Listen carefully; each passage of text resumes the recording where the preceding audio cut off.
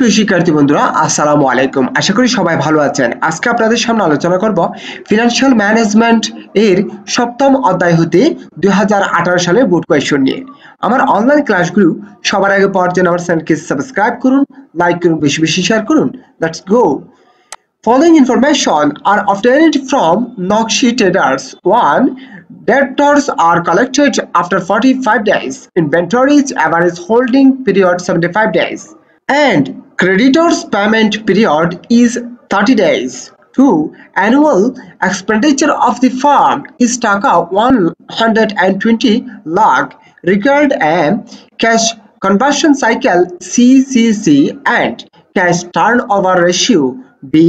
Minimum amounts of cash to be maintained by the firm.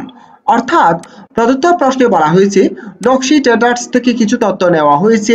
এই সব তথ্যের উপর ভিত্তি করে আমাকে দুটি করণীয় করতে বলেছে। প্রদত্ত প্রশ্নটি 2018 সালে বোর্ড পরীক্ষায় এসেছিল, তাই আপনাদের জন্য এটি খুবই গুরুত্বপূর্ণ। তাই আপনারা পূর্ণাঙ্গ ভিডিওটি ধারাবাহিকভাবে দেখুন। এখন আমি প্রদত্ত প্রশ্নটি বিস্তারিতভাবে আলোচনা করতেছি। সলিউশন, সমাধান। রিকোয়ার্ড এ, করণীয় এতে বলেছিল cash conversion cycle and cash turnover ratio. অর্থাৎ এখানে দুইটি করণীয়, একটি হচ্ছে কি ক্যাশ কনভার্সন সাইকেল এবং আরেকটি হচ্ছে ক্যাশ টার্নওভার রেশিও। প্রদত্ত করণীয়গুলো হচ্ছে সূত্র নির্ভর, ছোট ছোট খুবই সহজ কিছু সূত্র রয়েছে।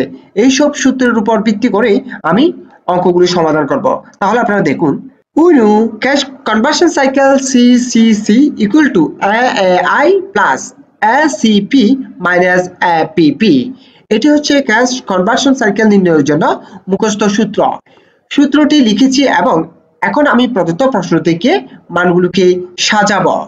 হেয়ার প্রদত্ত সূত্র সর্বপ্রথম আছে কি AAI, তার মানে হচ্ছে অ্যাভারেজ এজ অফ ইনভেন্টরিজ। প্রদত্ত প্রশ্নে অ্যাভারেজ এজ অফ ইনভেন্টরিজ দেওয়া আছে 75 দিন, তাই আমি এখানে লিখেছি 75 ডেজ। সূত্রে দেওয়া আছে এসিপি, তাই লিখেছি ACP equal to average collection period equal to 45 days. প্রদত্ত প্রশ্নে দেওয়া আছে যে দেখুন ডেপ্টার্স আর কালেক্টেড আফটার 45 ডেজ, তাই এখানে 45 ডেজ লিখেছি। এরপরে সূত্রে দেওয়া আছে এপিপি, অর্থাৎ APP equal to average payment period. প্রদত্ত প্রশ্নে অ্যাভারেজ পেমেন্ট পিরিয়ড দেওয়া আছে 30 ডেজ, তাই লিখেছি এখানে 30 ডেজ। সূত্রের প্রয়োজনীয় মানগুলো আমি এখানে লিখেছি। এবার আমি সূত্রের মানগুলো বসাই। এআই এর পরিবর্তে বসবে হচ্ছে 75 দিন, তাই লিখেছি 75 প্লাস এসিপি এর পরিবর্তে বসবে 45 দিন, তাই লিখেছি মাইনাস এপিপি এর পরিবর্তে বসবে 30 দিন, তাই এখানে লিখেছি 30। 75 যোগ 45 মাইনাস 30 সমান হয় 90 দিন। এটি হচ্ছে ক্যাশ কনভার্সন সাইকেলের মান। আমার রিকোয়ার্ড এর একটি অংশ শেষ, আরেকটি অংশতে বলেছিল ক্যাশ টার্নওভার রেশিও নির্ণয় করার জন্য, তাই আমি সেটিও মুখস্থ একটি সূত্র লিখব। Again cash turnover equal to 360 divide by CCC. মুখস্থ সূত্র লিখেছি এবং মানগুলিকে বসাবো। উপরে হচ্ছে 360 সূত্রের, নিচে হচ্ছে ক্যাশ কনভার্সন সাইকেল এর মান, এই যে 90 দিন, এটি বসাবো নিচে। 360 কে যদি 90 দিয়ে ভাগ করি তাহলে হয় 4 টাইমস। এটি হচ্ছে ক্যাশ টার্নওভারের মান। আমার রিকোয়ার্ড এ শেষ। এবার হচ্ছে রিকোয়ার্ড বি। রিকোয়ার্ড বি তে বলেছিল minimum amounts of cash to be maintained by the firm. প্রতিষ্ঠানটি পরিচালনার জন্য মিনিমাম কত টাকার প্রয়োজন হবে সেটি নির্ণয় করতে বলেছে, তাই এখানে লিখেছি required B we know MOC equal to total annual outlay divided by cash turnover. এটি হচ্ছে মক নির্ণয় করার জন্য মুখস্থ সূত্র। মক এর পূর্ণরূপ হচ্ছে দেখুন মিনিমাম অপারেটিং ক্যাশ। মুখস্থ সূত্রটি লিখেছি, এবার আমি মানগুলো বসাবো।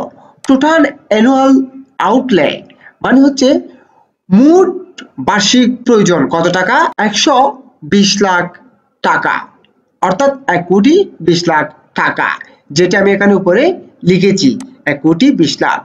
নিচে হচ্ছে ক্যাশ টার্নওভার, যেটা আমি রিকোয়ার্ড এতে নির্ণয় করেছি 4 টাইমস, তাই আমি নিচে 4 বসিয়েছি।